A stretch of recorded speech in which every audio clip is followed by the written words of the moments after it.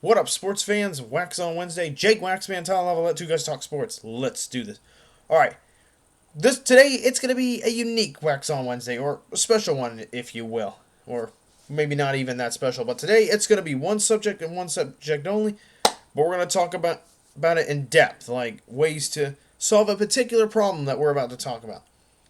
So the topic of this Waxon Wednesday focuses all around court storming in the NCAA. So what can I say? It's quite a sight to see when the fans rush the court after their team beats like the number one team in the nation, or even the number two, or they beat somebody they haven't beaten in a long, long time. I mean, being a Purdue fan, I'm no stranger to watching my team get court stormed.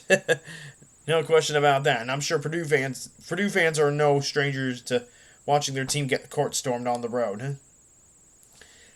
And we've seen quite a few other teams get court stormed as well. Now, with all that being said, unfortunately, court storming is becoming a center of focus for college basketball going into the offseason. Court storming is going to be a center of focus for the NCAA, and unfortunately for the wrong reasons. Because we've seen now that first it was Caitlin Clark who got hurt, and now Kyle Filipowski of Duke also ended up getting injured. Of course, there may be some controversy around that possibility that he may not have gotten injured, but that's not what I'm here to talk about. So what I'm here to talk about is what the NCAA can do going forward to prevent a disastrous court storming. For the record, I don't think we should ban court storming. Okay, I think we should let that continue. But based on what I've seen this season, we need to have precautions put in place. We need to make some changes in the off season. We need to help schools need to be more prepared for this kind of thing going forward. It's always a possibility. So here's what we can do.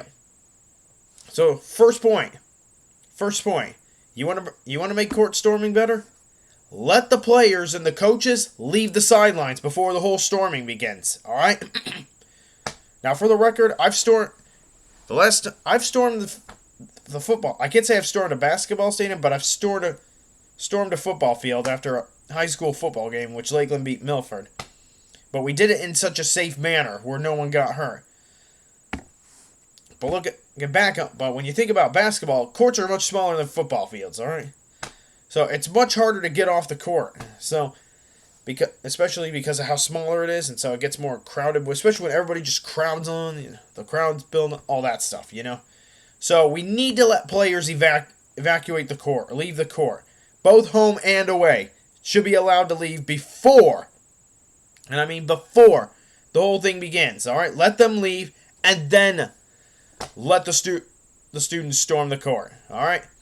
So in order to do that, you need to have an announcement on the Jumbotron, or even the guy who does the announcements. Tell him, hey, all right, please do not jump on the court yet. Let the players leave. All that stuff. So, if we're going to court storm, got to let the players leave safely. And I give props to Northwestern for this. They did storm the court after beating Purdue in December, but props to them on this. They allowed the Boilermakers to leave the court before the storm, like 1 second before it all happened. So, props to them there. Now, the second thing we can do to make court storming better and more safer, okay, timing. Timing is going to be all more expensive. So we need to figure out time constraints on when to, because we know the build-up starts right in that final minute, usually more times than not. So arenas have to be, college basketball arenas have to be ready for the storm moments in advance. You have to say, okay, when do we if they have to, call the game. All right. If the home team is about to upset, say, the number one team in the nation and they're up by 10 points with like 10 seconds to go, call the game. Okay, just call the game. It's over. Or within somewhere between 10 to 5 seconds left, just call the game off. Just say, okay, let the teams leave, and then you can. So that's because if we're up by that much, there's usually no chance that the team that's trailing by 10 is going to make that comeback. They'd have to have a lot of magic, of course. But if there's a build-up already going on, then you just got to let it go. And if it's a blowout, then just let it, okay? Just let it go, all right? But plan accordingly time-wise. Like, within a minute to go, regardless of how the score looks, be ready, okay? And be ready to call things off if necessary. You don't want to call the game off too early if the other team still has a chance. But if it's like a 10-point lead, let's say like somewhere between 5 to 10 seconds to go, then you can, okay, we can just call the game off because the fans are starting to get rowdy. They're getting ready to storm. Let's get our players safely off the field. So we got to work on timing and that stuff based on kind of the situation of the game. Like, how does the game look? Is it a blowout? Do we know the outcome? All that stuff.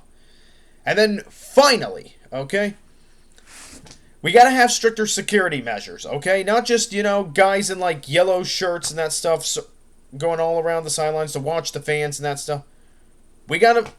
I would actually call police for this one. If you know that this is going to be a big game or a potentially huge upset's going to happen, get as many police officers at the game as many police officers at the game as possible, because things could get out of hand in a hurry, and players might be. And we've also seen that some people in the Wake Forest Duke game that I mentioned, where Filipowski had contact with a fan. Fans of Wake Forest stormed the court with 1 second left. Like, the horn had not even gone off yet, and the clock had not eclipsed, and yet they were storming. So what that tells me is we need to have stricter measures in place, like more security guards, more police officers if you have to. All right, more than just guys in yellow shirts. Get more security. Get police officers. All right, they'll know what to do in that crazy of a situation, especially if a stampede's about to happen. Because there is always the possibility that some students or fans are way too anxious to get on the court, and they won't wait until both teams have evacuated to get on the court. They'll just go right ahead and try to blow through. So that is always a possibility. So have stricter measures. And hey, of course we know there's fines for court storming, but the schools can easily afford that. But someone had suggested that each time you court storm, the fine should go up based on your history of court storming. And I don't remember who it was that said that, but that's something I can get behind as a stricter punishment. But also, I will also say this. If someone gets on the court before time's up or the teams have been allowed to evacuate, you know what? Then they are in the jurisdiction. Then I will go with this. The police are within their jurisdiction to place that student or fan under arrest, actually, or to put them in cuffs and escort them out, or at least escort them out of the building and escort them back to where they came from, and write them up, like write up a written report to the police saying, "Hey, this person did that." So, a citation, if you will, or for lack of better words. I don't know if that's actually what it's called, but if someone goes, I'm okay with the police taking someone out of the stadium if they court storm too. Like, if someone court storms too soon, like gets on the court too early, with the players haven't evacuated, or time's not up, or they have not blown the horn yet or called off the game, then hey, I'm good with. Then the police should be allowed to, whether it's the police should be allowed to either make an arrest or just simply escort that person out of the court and tell them, hey, just so you know, we're going to be filing a report to local police saying that you did this. So you have this on your record. So just to remind, so that way it's kind of a way of saying, hey, don't do this again, or there'll be stricter punishment. Now that might be going a bit too far in my mind as well. At the same time, as I think about it, I think okay, police should be allowed to take more action to kind of keep things calm until everyone's gotten off the court, but it may also be going a bit too far too at the same time. So got to figure out that equilibrium. But so what you've just watched in terms of this Waxon Wednesday is some points I'm making about how we can make court storming safer and better for schools, okay? Better for both sides. And I forgot what I was going to say. So this is just kind of things that I think universities can do to make court storming a better experience for all. Not just the fans, but also make it safer, for lack of better words. So this is what we can do to make court storming safer and better, improve it. You know, I don't want to stop court storming. I don't think we should ban it, but we got to make it safer, and we got to up the security so that nobody gets hurt or we have an even worse accident. Because I don't want players getting hurt, and you know what? I don't want the fans to get hurt either, because that's a possibility too. Fans could get hurt if everybody storms too fast. So these are things that I think the universities and the NCAA need to take into consideration this offseason and when they look into court storming. Because I have a feeling that is going to be a huge point of focus in the offseason for the NCAA this upcoming offseason. All right, that is my 3 subjects for this week's Waxon Wednesday, or in terms of court storming, the 3 things we can do to make court storming a better experience going forward. All right, on to this day in sports history, and on this day, the 28th of February, 1929, the Chicago Blackhawks lose a record NHL record 15th straight game at home. So this is back in 1929. The Hawks around this day lost their 15th straight home game.